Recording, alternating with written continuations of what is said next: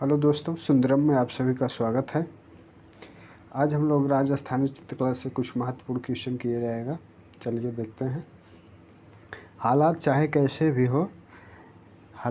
कैसे भी हो, धड़कनों में नशा जीत का होना चाहिए। चाहे कैसे भी हो, धड़कनों में नशा हमेशा जीत का होना चाहिए। तो आज हम लोग चलिए पढ़ते हैं राजस्थानी शैली से चित्र से कुछ महत्वपूर्ण क्वेश्चन।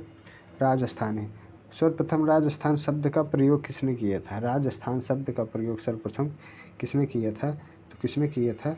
कर्नल टांड ने। कर्नल टांड जी ने राजस्थान शब्द का प्रयोग किया था। किसने? कर्नल टांड ने। चलिए देखते हैं अगला क्वेश्चन। राजपूत शैली किसका सम्मिलित नाम है? राजस्थानी मुगल का, अभ्रांश किशनगढ़ का, राजस्थानी पहाड़ी का, जयपुर ईरान का। तो किसका है? तो ऑप्शन नंबर इसका कौन सा हो जाएगा? ऑप्शन नंबर सी इसका करेक्ट आंसर हो जाएगा। ऑप्शन नंबर सी, पहाड़ी और राजस्थानी से मिलकर बनाया है। डॉक्टर आनंद कुमार स्वामी ने राजपूत शैली के अंतर्गत राजस्थानी और पहाड़ी चित्रों को लिया है। डॉक्टर आनंद कुमार स्वामी की एक पुस्तक है। इसकी? डॉक्टर आनंद कुमार स्वामी की पुस्तक है। कौन सी है? राजपूत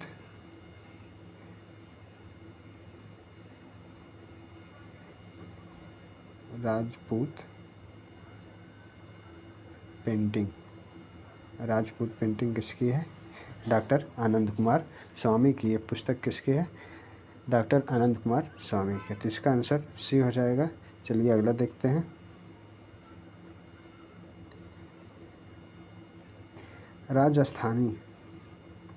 राजस्थानी चित्रकला में किस रंग का उपयोग किया गया है?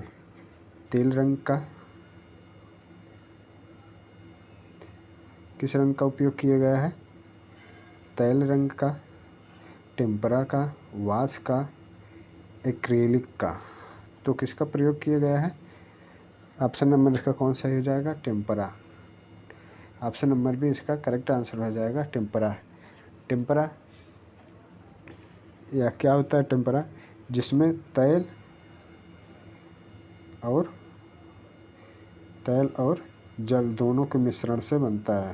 तेल और जल दोनों के मिश्रण से टेम्परा बनता है। दोनों रंगों को मिलाकर जो किया जाता है उसे कहते हैं टेम्परा। ठीक है, टेम्परा उसी को कहते हैं जो तेल और जलीय रंग को मिला के बनाए जाते हैं। 16वीं शताब्दी में, कब? 16वीं शताब्दी भारत में मुगल तथा राजपूत शैलियों में कागज पर जिस पद्धति से चित्र बने हैं उसे प्रायः किस तुल्का का प्रयोग किया जाता था? 16वीं शताब्दी में सेबिल नामक एक हिरन है। क्या है? सेबिल नामक हिरन। ठीक है, सेबिल नामक हिरन के बालों को बनाए जाते थे। जो होती थी वो सर्वोत्तम माने जाते थे। सेबिल नामक हिरन के बालों को जो तुलिका बनाई जाती थी वह सर्वोत्तम माने जाते थे। चलिए अगला देखते हैं।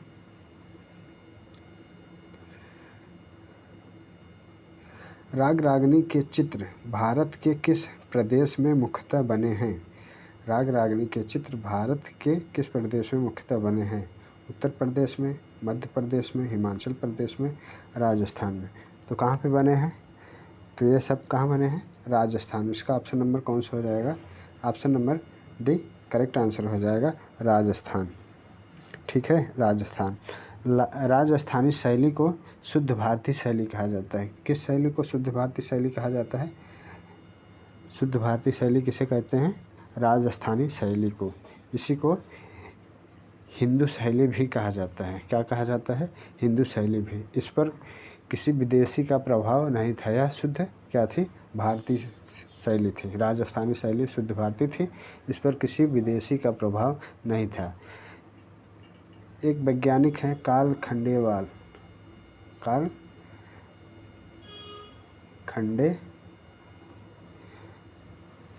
कार्ल खंडेवाल ने क्या कहे हैं? कार्ल खंडेवाल ने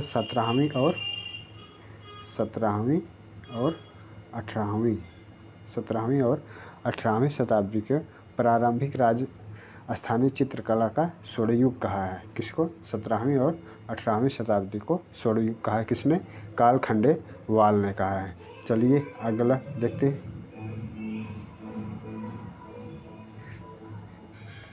देखते हैं। चौर पंचाशिका का चित्रण किस शैली में हुआ है? चौर पंचाशिका का चित्रण किस शैली में हुआ है? तो देखते हैं। राजस्थानी में हुआ है, जैन में हुआ है, पाल में हुआ है, तंजौर में। तो किस में हुआ है चौर पंचाशिका का चित्रण? तो राजस्थानी में हुआ। ऑप्शन नंबर 1 का क्या हो जाएगा करेक्ट आंसर। चौर पंचाशिका की रचना कब हुई थी? 1540 ईस्वी में। कौन किया था? कश्मीरी कवि कौन थे? बिल्हड़ के द्वारा किए गए थे। किसने किया था?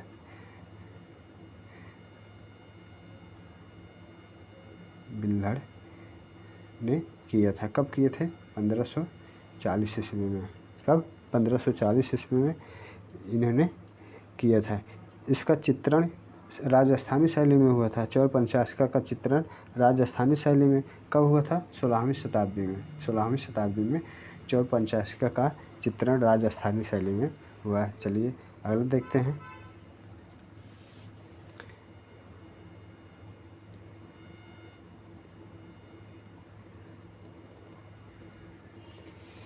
अलग अलग राजस्थानी चित्रों की पहचान का उत्तम साधन है। कुर्ता है, आभूषण है, पगड़ी है, आँख है। तो इसमें से क्या है? ऑप्शन नंबर डी इसका करेक्ट आंसर हो जाएगा आँख। अलग अलग पहचान क्या है? आँख है। जैसे मेवाड़ शैली में क्या था? अगर मेवाड़ में देखते हैं, मेवाड़ में क्या था? इनकी आँखें कैसे थी? मछली की तरह थे। कैसे? मछली की तरह थे। और किशनगढ़ में कैसी थी? किशनगढ़ में आँखें इनकी कैसी थी? कमलाकृत थी। कैसी थी? कमलाकृत थे। और जोधपुर में कैसे थे? जोधपुर में कैसे थे? खंजनाकृत थी। कैसे थे?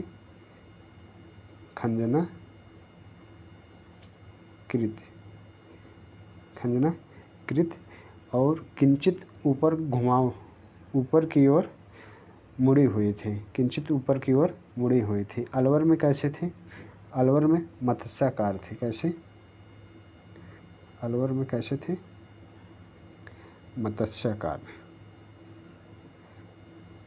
मत्स्याकार थे। ठीक है। मेवाड़ में मछली की तरह, किशनगढ़ में कमलाकृत थे, जोधपुर में खंजनाकृत एवं किंचित ऊपर की ओर मुड़ी हुई थी। जबकि अलवर में मत्स्याकार थे। और बूंदी में कैसे थे? बूंदी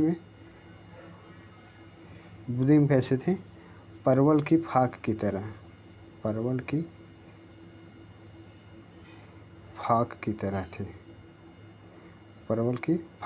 बूंदी में कैसे थे? परवल की फाक की तरह। तो इसका आंसर नंबर कौन से हो जाएगा? ऑप्शन नंबर से करेक्ट आंसर हो जाएगा। चलिए अगला देखते हैं।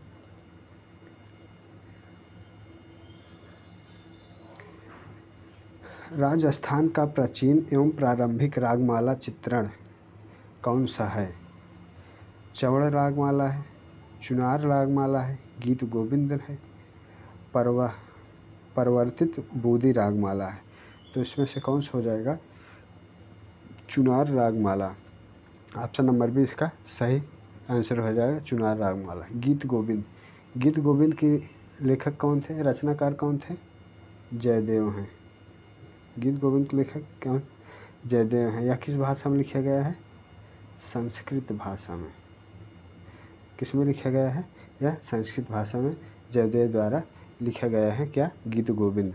चलिए अगला देखते हैं।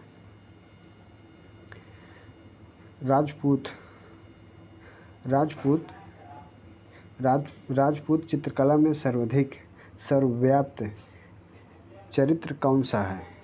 सुंदर महिला है, कृष्ण है, योगिनियाँ है, दुर्गा है। तो इसमें से कौन सा ऑप्शन सही हो जाएगा? ऑप्शन नंबर 20 का करेक्ट आंसर हो जाएगा। Option number D. चलिए, भगवान श्री कृष्ण के ही इर्द गिर्द इसमें चित्रित किया गया है। इसमें राधा और श्री कृष्ण की लीलाओं का आकर्षक चित्र अधिक बने हैं। राजपूत चित्रकला में सर्वाधिक व्यापक चरित्र कौन था?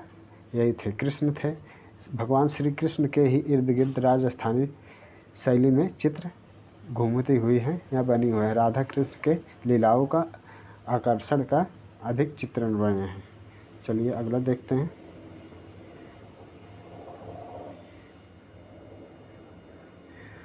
गोपनी का चित्रकारी का माध्यम क्या है?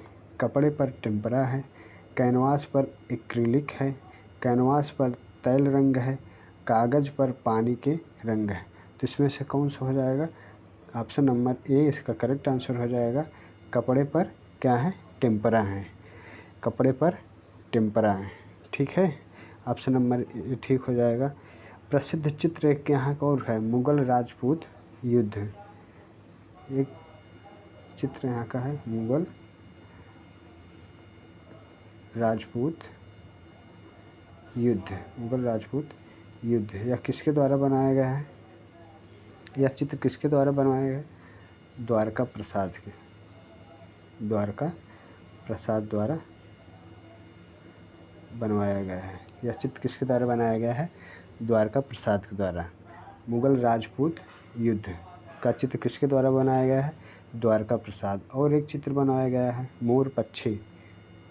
क्या? मोर पक्षी का चित्र किसने बनाया है?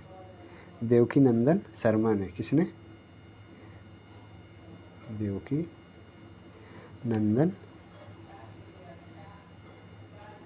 नंदन शर्मा ने मोर पक्षी का चित्र किसने बनाया है? देवकी नंदन शर्मा ने। चलिए अगला देखते हैं। बारहमासा के चित्र किससे संबंधित हैं? ऋतु से हैं, संगीत से हैं, पशु पक्षी से हैं, प्राकृतिक से हैं। तो किससे संबंधित हैं? ऋतु से संबंधित हैं। ऑप्शन नंबर इसका ए सही हो जाएगा। बारहमासा किससे संबंधित है? ऋतु से संबंधित है। बूदी शैली में एक संपूर्ण बारहमासा है। किसमें है? बूदी शैली में, जिसमें चैत माह से लेकर कहाँ तक? फाल्गुन चैत माह से लेकर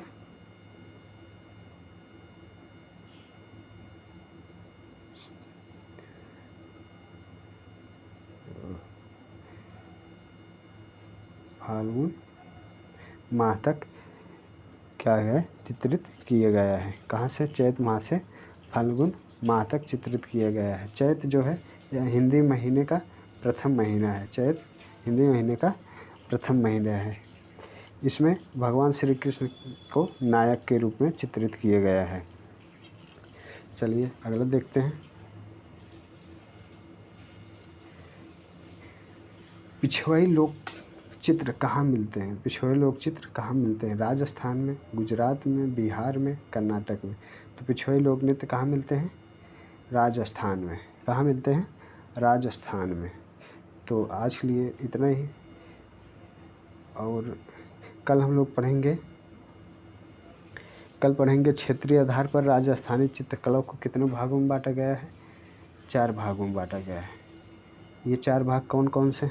मेवाड़ शैली है, नंबर 1 मेवाड़ हो जाता है, नंबर 2 मारवाड़ हो जाता है, नंबर 3 हड़ौती है, और नंबर 4 क्या है? ढूढ़ाड़ शैली। ढूढ़ाड़। ये 4 महत्वपूर्ण शैलियाँ हैं राजस्थान के। क्षेत्र के आधार पर राजस्थानी चित्रकला को 4 भागों में बांटा गया है। मेवाड़ शैली में, मारवाड़ शैली में, हड़ौती शैली में, ढूढ़ाड़ शैली में। अब इन शैलियों की कई उपशैलियाँ हैं। इनके बारे में हम कल चर्चा करेंगे एक एक को, और ट्रिक के साथ सब याद कराते हुए क्लास में ही सब याद होता जाएगा। तो आज के लिए बस इतना ही। धन्यवाद। वीडियो को लाइक और सब्सक्राइब ज़रूर करें। धन्यवाद।